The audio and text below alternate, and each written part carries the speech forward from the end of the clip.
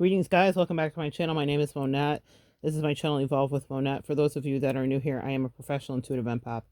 And the message today is at first, somebody's love for you was loud, and then it got quiet. At first, somebody's love for you was loud. It was loud. And then it got quiet. Guys, I don't know why I have been in the frequency. It's been my clients today. It's been the work today. I have just been so lit up in the best way. This is what you need to know. This is channel stuff from years ago. This is not about anything currently. This is about your exes, and all that shenanigery. Somebody was loving you out loud. They were singing. I'm hearing golden hour. It was just two lovers sitting under covers, and whoever felt like they were with the love of their life, right? Or he was talking about sitting in the car or whatever. So someone here has car memories or car connections. I just had an audible connection from my laptop. Someone here has car memories or car connections. It's a channel message that I'm getting. At first, someone's love for you was loud, and then it got quiet. What happened is I'm getting the Eight of Swords, and the Eight of Swords here represents society to me. It's anxiety, but it's also society. And so what you need to know is that they were listening to naysayers and people around. I don't know why this is coming out now. Maybe you guys have done a lot of cleanup on aisle 10 emotionally, and you just need to hear the background of what was really happening because your heart is healed and you're ready. High Priestess, you knew it. You were triggered and you knew that you were isolated. With the King of Swords, they had abandoned you, and with the Six of Pentacles, they were giving to other resources and valuing them over you. And I wish you guys could see this card. It is the Three of Wands, and I'm using the African American Tarot, but there are three hyenas in the background here, and there is a goat that is like stuck between a trap, and the hyenas are waiting for it to get properly stuck so they can devour it. Someone left you out for the wolves, for the hyenas. Someone purposely betrayed you. Their love for you was loud, and then it got quiet here with the Seven of Swords, and they started to plot and strategize against you. Now, usually when I see readings like this, I'm like, why are we sowing the seeds of paranoia? So I had to ask, why am I getting all of these really powerful channelings about this? Ten of Swords, you were so I think I'm just supposed to hold space for someone here tonight. You were so deeply betrayed by the person that you gave so much of the benefit of the doubt. And this is your ex. This is like the major ex. This is the person. This is years in the past. You were so deeply betrayed by that person, and it was astounding to you with the Ten of Swords, and they did it with their words. Swords specifically are mercurial, related to the air sign, so it's communication.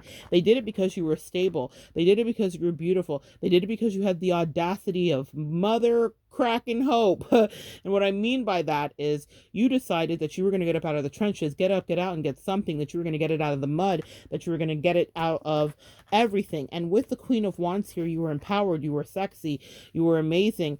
And a lot of the people around them, believe it or not, actually transmuted over into being people that were focused on something going on with you. They also didn't like that you had the attention, the attraction, the energy of the main person maybe that they were into. So someone that you was what I'm hearing is someone that you with the Ace of Wands here had as a primary, like you guys were primary partners with each other, right?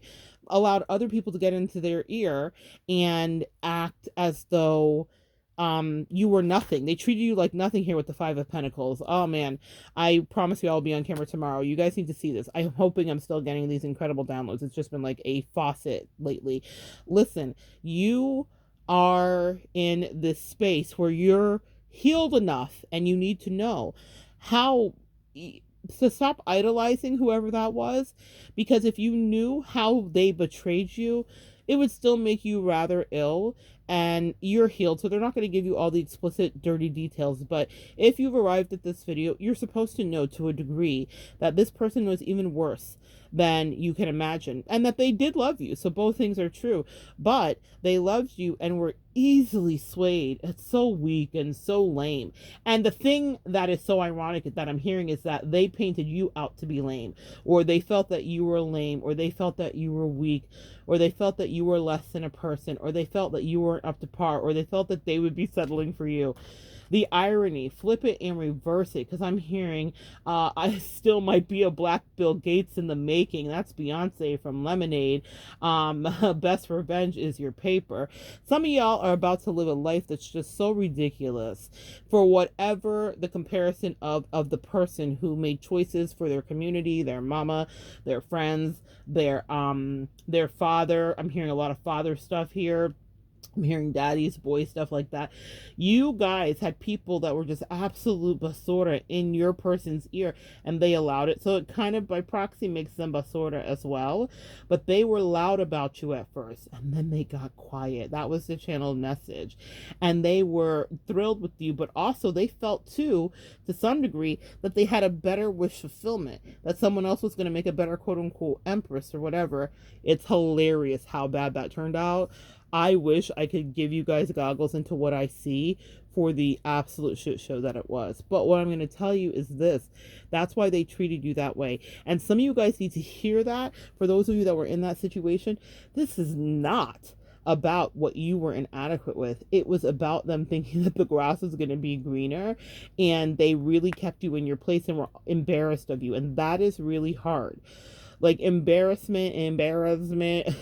Whenever I deal with that, or whenever I feel embarrassed, I just like completely retreat. We all do. Like, who wants to be embarrassed? Who wants to feel like they were embarrassment? But it's particularly hard when you feel like you've brought shame to somebody else, or they were ashamed of you, or whatever that is. Now, what I know about that from a metaphysical perspective is that we will be reflected anything that we need to clean up, or anything that might be internal or lingering from past lives, or this lives, or earlier lessons. So if that was something that happened, that's some old trauma that's resurfacing for you to examine, look at it, heal. So that's the message for that. But it's not for you to internalize that they were ashamed of you. They were also in a state of projection because they were ashamed of themselves. Because for you to be in alignment with that person, you guys had similarities and the possibility to ascend together in a certain way.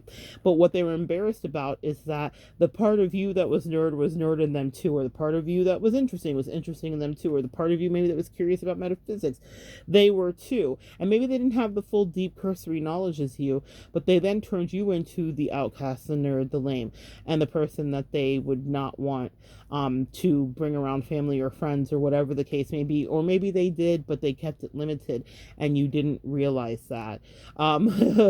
Being in the body that I'm in, being in the life that I'm in, I've had so many beautiful opportunities, challenging opportunities to experience people's rejection, their embarrassment, and all the rest of that. And that's a really hard thing to talk about for a lot of people, but not for me, because it was just part of my life. A lot of people would be mortified, and were mortified, even if they absolutely adored me. It was something I dealt with all the time. I could have been the best person in the world for the people, but they would definitely figure out what the society, they would put their pulse to the society.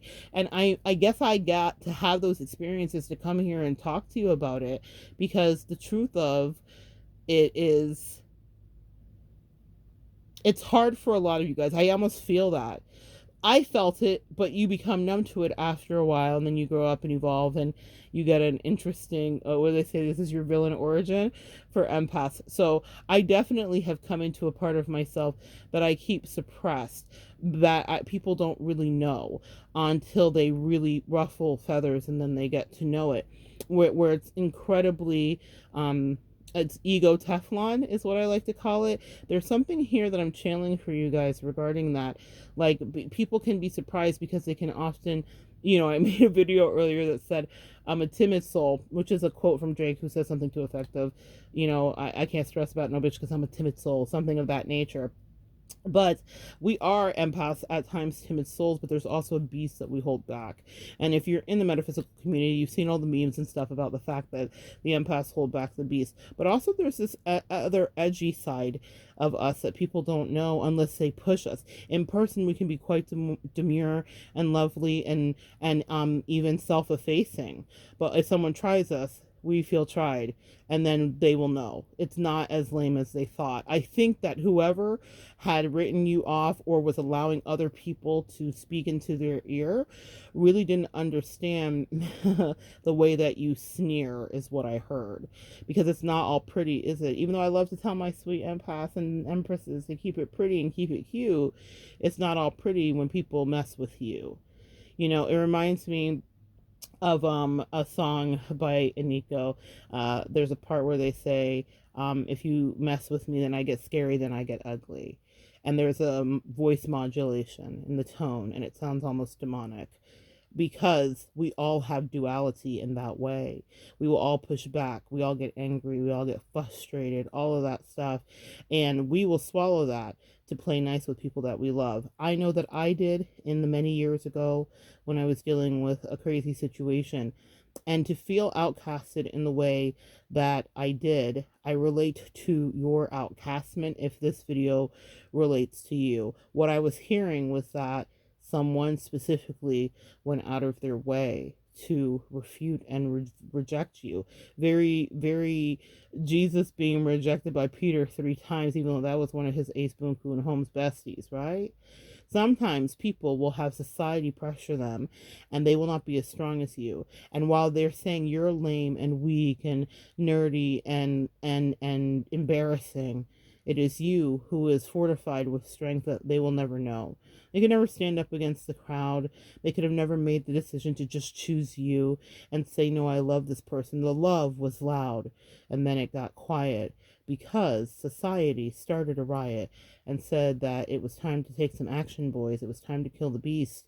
And they pointed all their pitchforks at you and screamed, follow me. And the person that you loved stood in the back, knowing what a precious gem you were, and lowered their head and followed blindly. There is no worse betrayal, truly, but your angels want you to know not to have compassion regarding that, because that's really what they did. And it's weird because even though it was also done to me, I feel so many eons away from the emotionality of it. I don't care anymore at all. I can't tap into the vitriol, the anger, to tears, to regret. I really don't care. It was an experience that I needed, like many that I've had. Maybe that's why I survived, and maybe that's why you were not down bad either, sweet empath, because you had been through rejections like that in many iterations of your life, and you understood how to get through it. And you understood that people will want to bring you that strife and not want to see you happy, and maybe see you with something they think that they should have, or a love that they think you don't deserve, or whatever the case may be, and they will take it away from you happily. You have had that happen over and over, so you were able to withstand what was done to you when it was the worst of it, when it was a tsunami that just bowled you over and crushed you under the weight of the water, which would be your emotions. And no one stuck up for you, and no one threw you a life raft, and you had to bob to the top and tread water and swim and cling to things floating by rapidly. You had no one when you were out to sea. And for whatever reason tonight, your angel said, let's talk. Let's have a sip of tea, a spot of tea. You are loved so very deeply. In the midst of that rejection, we were fortifying you. We were honing you in the fire. We were burning out impurities. We were showing you how to have discernment. We were making sure that you knew how to fall on your knees emotionally, energetically, actually, because you were abandoned by people that wouldn't even be fed in the streets by the people they abandoned you for. At this point, the people that turned on you, the people that chose other people for you, do not have people that are authentic like you were in their corner, and they will not. That's just part of their karma. Forever, Monette?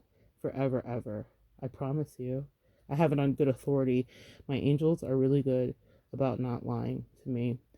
I love my angels so much, guys. Every once in a while, I come out of my hidey hole and I dip my toe into humanity, and then I take my toe out very quickly and I go back to my reclusive energy. And it's because it just doesn't get better than my spirit team. As I'm saying that, I'm thinking, of course, this would be one of the things that one of the haters in the past would have heard and been like, you see, that's so weird. Meanwhile, they're at church saying they love the Lord, but I'm living it every day. It's not just a beard of spirituality. It is my reality. It is my internal structure. It is my DNA. It is my calcified bones. It is the truth. It is the words that I say. You have a real connection with your spirituality and you were shunned for it to whatever degree, whether it was mean girls, whether it was lovers, whether it was exes. But if it was someone that was a romantic partner and they picked someone else over you because people didn't understand the ways that you moved and the things that you would do, then that left an injury, PTSD, a mark. It took energy out of you. Highly recommend Soul Retrieval. It's a book. I was working with a client earlier this week who did a soul retrieval session, and she picked up compassion and she picked up some other trait that was taken. Everybody thinks this esoteric stuff is all flim flam and just whimsy, but it is the feminine sciences that keep us actually grounded and free. And these are these metaphysical practices. Look into soul retrieval for yourself, because when you are fragmented that way, when someone walks away from you because you're embarrassing or lame or not cool and they couldn't be seen with you for whatever reason. Yes, while I got it in spades, for some of you that was a new experience and it made you want to fade away. It was erasure, is what I'm hearing, of your very personhood. How could you not be seen by the person that you loved so good? And how could they side with people that barely even knew how to spell or say your name? And how could they say, these are the people that I choose over you again and again? And how could they deny you like Peter did to he, denied Jesus times three? Three, such a powerful number for me for that reason, for many, many reasons. That synchronicity, 333. But the power of denial, or the power of realization, it doesn't take more than three. They had chances to defend you at least three times. They had chances to make a different choice at least three times. And then that is now lobbed to you. Whenever you had to do whatever you had to do, that is also put in your hands to reflect back. They were loving you loud at first, and then they did retract that energy. Said, I don't know her, I know her not. Get her or him away from me. I cannot spend any more time. This is embarrassing to see. And so they did.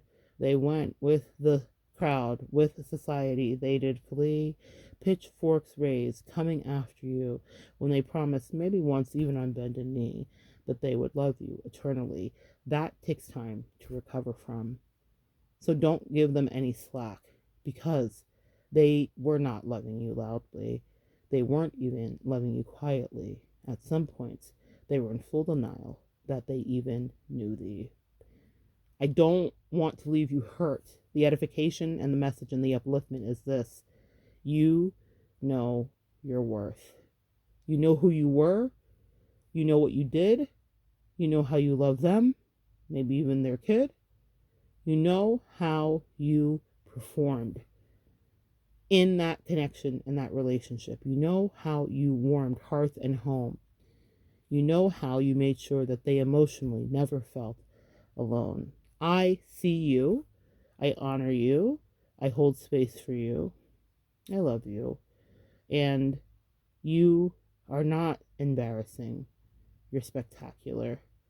I pray over everybody that this message resonates with, that you find your tribe, that you find people that connect with, that will not leave your side, that absolutely care about you, and that are fair, and that they want to be seen and care and be in the presence of somebody. Maybe, even though it didn't last, Sonny and Cher.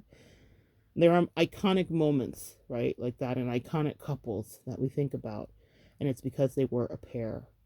I pray for you that if that was something that was stripped away, that you run into a place where the locusts are replenished and life is restored, and you get another day with a connection, an energy, or a soulmate that will never stray away, that could never be pressured by outside sources or society, that will always stay loud about the way that they love thee, that will never get quiet unless it's together you decide to pray quietly.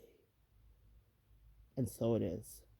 So good sharing energy with you. Come back and join me next time, and we will continue to evolve together.